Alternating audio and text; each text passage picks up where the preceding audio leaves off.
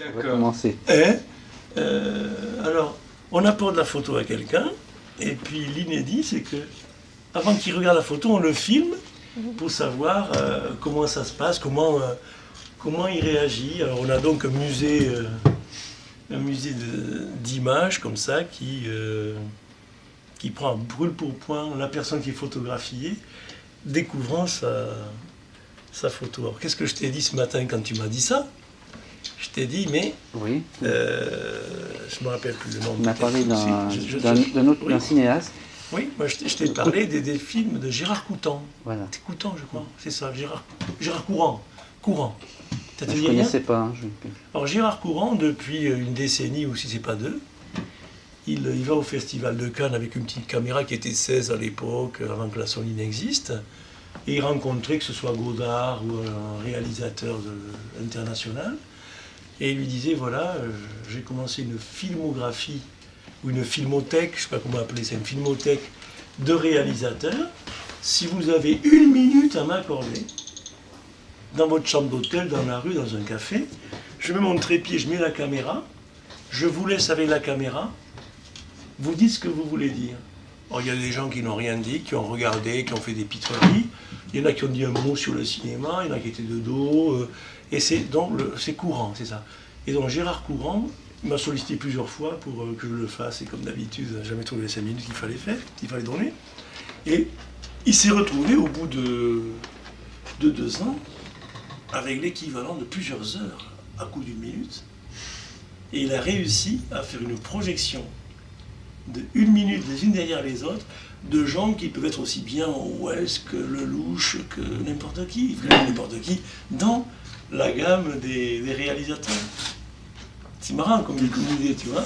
Alors ça s'appelait Cinécourt, son programme Cinécourt de Gérard Courant. Et là, quand tu m'as dit ça, j'ai pensé que c'était une initiative relativement voisine, oui. et pas forcément similaire, parce que vous êtes quand même auteur de quelque chose, vous êtes auteur d'un portrait inanimé, mais que vous avez vu animé pour sélectionner une image fixe. Et maintenant, vous voulez voir comment un visage s'anime. Comment il va réagir. Comment mon visage va s'animer en voyant... Voilà. Alors moi, j'ai pas ma boule de cristal, je vais mettre ça comme ça. Je vais commencer à voir à travers. Il y a des... Elle te gêne, celle-là? Un petit peu. Ah, voilà. Alors si j'ai une boule de cristal, je vois à travers le carton, là, en transparence.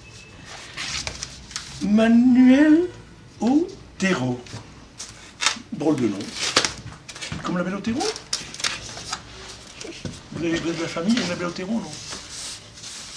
Des questions qu'on me pose la plupart du temps. C'est un grand format. Je suis intimidé. Ah oui. Là, j'ai un ustensile qu'on utilise que dans... Excuse-moi, tu bouges. Cutter. Oui, qu'on utilise que dans certains avions. Les États-Unis. C'est plutôt adapté aux cinéastes américains. Tu as cette pellicule, oui, parce que j'ai l'impression d'être un peu cabot, là. Oui. C'est ton film le plus long. Oui, je crois. Tu couperas dedans. C'est bien emballé, hein.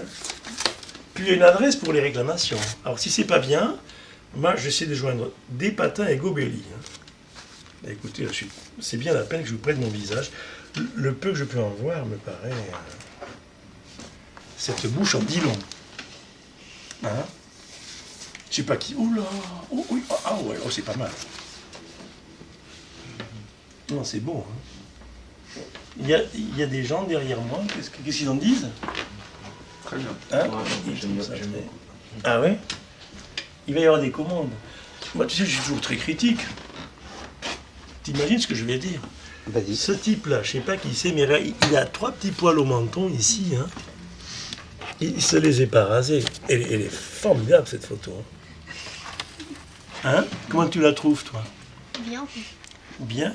T'as intérêt parce que c'est papa qui l'a faite, hein? Alors, si tu dis qu'elle n'est pas bien, hein, chocolat fini, hein. Il se marre. Ah, il est épatant. Ah, il est trop drôle.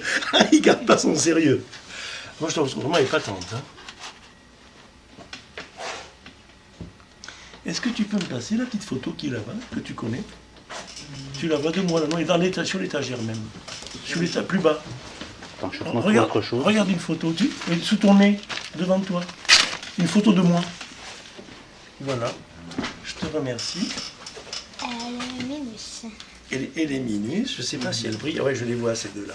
Elles sont très très particulières. Elles sont très différentes. Tu as bien fait de tirer celle-là.